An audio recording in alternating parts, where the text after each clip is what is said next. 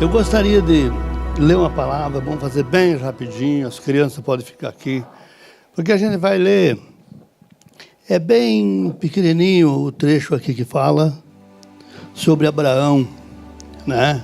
Que ele foi justificado pela fé.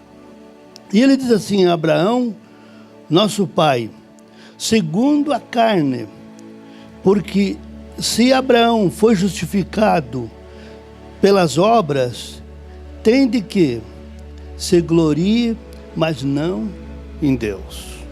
Daí ele diz mais embaixo: pois que diz a Escritura, creu Abraão a Deus, e isso lhe foi imputado como justiça. Ora, aquele que faz qualquer obra, não lhe é imputado o galardão, segundo a graça, mas segundo a dívida. Mas aquele que não participa, aquele que não pratica, mas crê naquele que é justo, justifica o ímpio, a sua fé lhe é imputada como justiça. Sabe, irmão, esses 3 versículos que eu li hoje, estava olhando assim e vendo o que é que acontece conosco. O que é que acontece com uma pessoa que ganha salário? É dívida. Ele vai ter que receber sobre o seu salário, vai ter que se receber daquilo que faz. Mas ele mostra assim que muitos não trabalharam, mas receberam igual o seu salário, mesmo sem trabalhar. Isso fala da graça de Deus, que Deus deu para nós de graça. Nós não precisamos fazer isso para ganhar aquilo, ou fazer coisas para que nós sejamos bem-sucedidos, para nós comprar aquilo que precisamos. E ele mostra que Abraão é imputado a graça dele, se ele fez por força.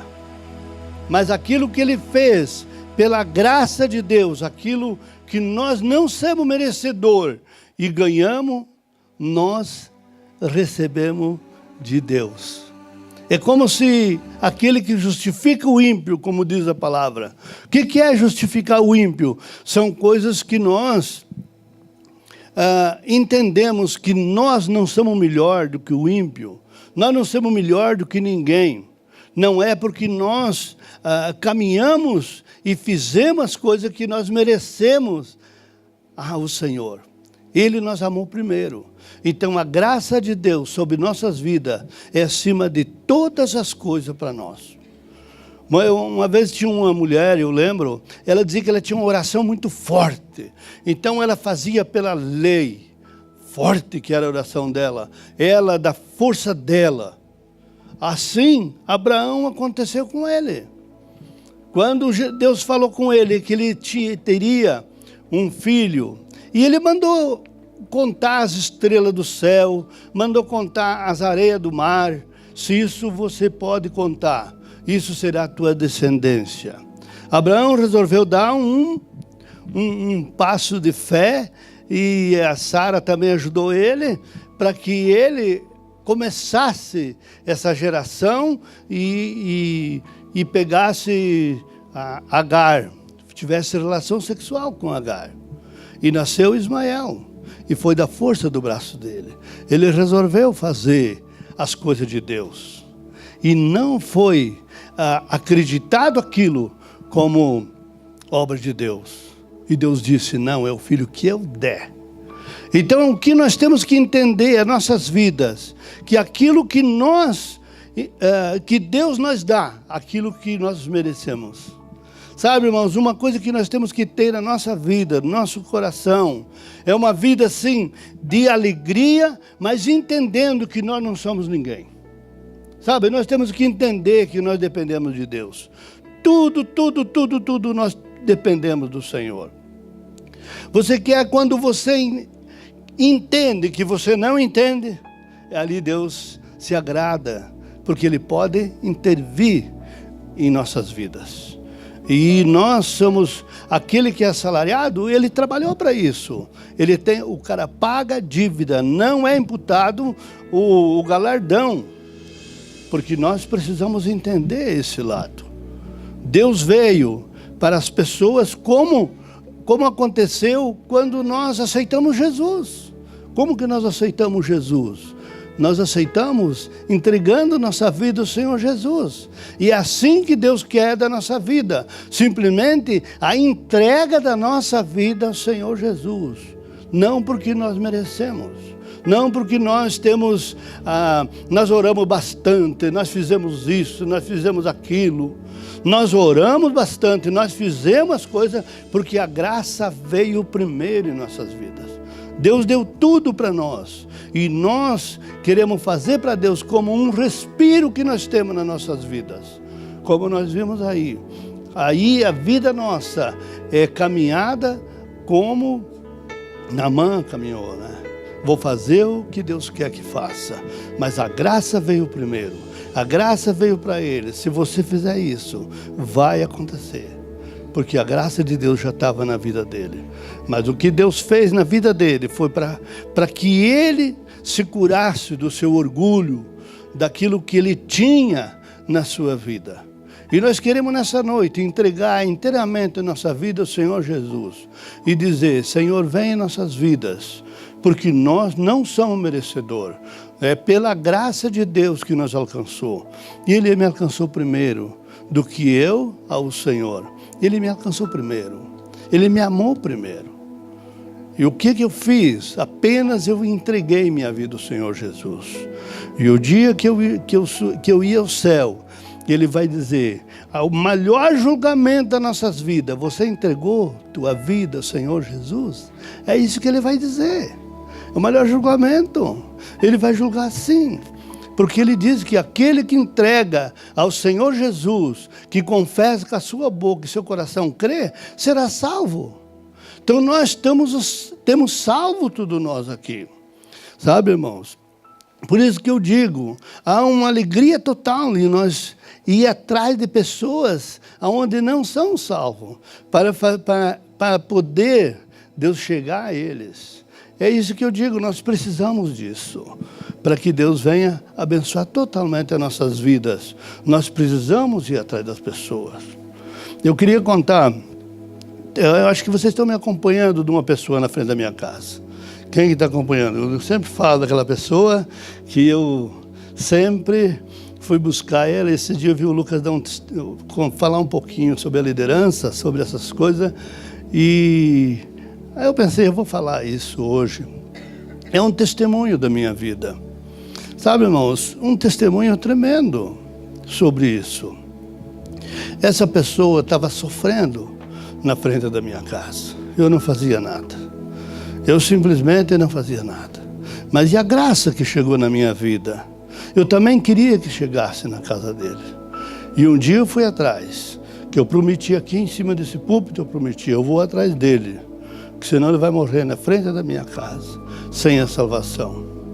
E eu fui. Mas eu confesso a vocês que eu fui assim, puxado. Eu mesmo puxei eu. Porque eu não queria ir. Francamente, eu não queria. Eu disse, vai, Adair, vai. E eu fui lá, se não querendo ir. E eu fui lá, conversei com ele. Aos poucos ele começou a ouvir a palavra. Aos poucos começou a andar junto comigo. Quando eu chegava, ele vinha fazer. No final, ele estava assim. O único objetivo que ele tinha era sentar comigo. Que ele fazia modiares, chegava em casa, ele ficava me esperando assim na janela. Eu, quando chegava assim, eu via que ele puxava. O Vivi que estava lá, ele ia lá, nós começamos. Ele aceitou Jesus. E no final até contei o testemunho dele que ele disse para mim. Ele disse, daí, se eu não tivesse sofrendo com os rins não funcionando, eu estava trabalhando, puxando pinheirinho, e não estava aqui ouvindo essas coisas mais lindas da palavra de Deus. E eu agora estou entregue ao Senhor Jesus. Foi muito lindo o que ele falou. Mas interessante que ele falou isso e começou a melhorar, e eu comecei a orar com ele, melhorar. Um dia, faz uns 15 dias mais ou menos, eu estava dentro de casa, ministrando para ele a palavra, num sofá e ele no outro. E a mulher dele chegou e disse, eu vim pegar a chave.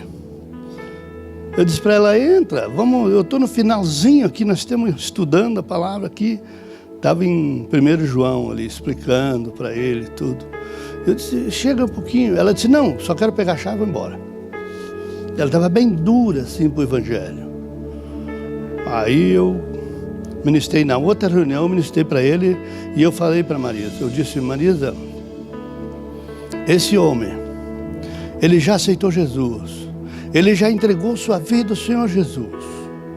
E agora, se ele eu tenho medo dele voltar no ninho de novo e começar a se desviar novamente das coisas de Deus. Eu vou fazer ele fazer um propósito. Mostrei a palavra lá no